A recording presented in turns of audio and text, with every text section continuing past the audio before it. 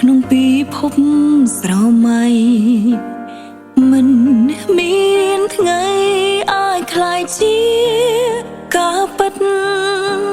ទុំខំប្រឹងជុំនាងក៏មិនអាចឈ្នះព្រំលីខិតផ្លូវស្នេហាបិទចិត្តងងឹតស្លប់មាននិស្ស័យកម្មដែលសាងអនុស្សាវរីយ៍រួមគ្នាគ្មានវេលាកាន់ដៃសាងអនាគតថ្ងៃបែកចិត្តមកដល់បងផ្ដាំមិនឲ្យស្លុតហើយធៀបការអោបលៀងសម្បត្តិប្រាប់គ្មានចេតនាផងទីបំផុតបងរកសោភាំងមៀងគល់ពិនរបស់បងឃើញហើយអោបលីវិនាទីចុងក្រោយតទៅលែងមានឈ្មោះជាសង្សារផងចាប់ពីពេលនេះតើបងលែងមានអរំខានមកទៀតហើយណាឈឺចិត្តក៏មិនសោកព្រាមរាសុំត្រឹមឃើញបងបានជួបមនុស្សល្អ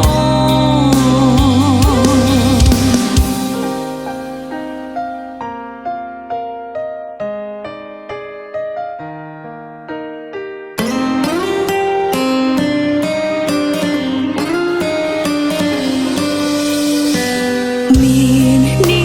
ស្ស័យកម្មដែលសាងអនុស្សាវរីយ៍រួមគ្នាគ្មានវេលាកាន់ដៃសាងអនាគតថ្ងៃបែកចិត្តមកដល់បងផ្ដាំមិនឲ្យស្លុតហើយធៀបការអោបលៀងសម្បត្តិប្រាប់គ្មានចេតនាផងទីបំផុតបងរកសោភាំងមៀងគល់ពិនរបស់បងឃើញហើយ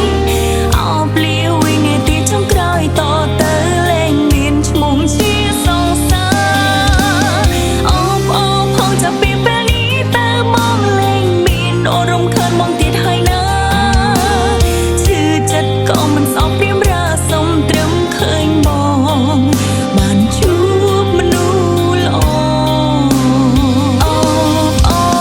ផងទីបំផុតបងរកសោភាំងមៀងគល់ពិនរបស់បងឃើញហើយអោបលីវិនាទីចុងក្រោយតទៅលែងមានឈ្មោះជាសង្សារ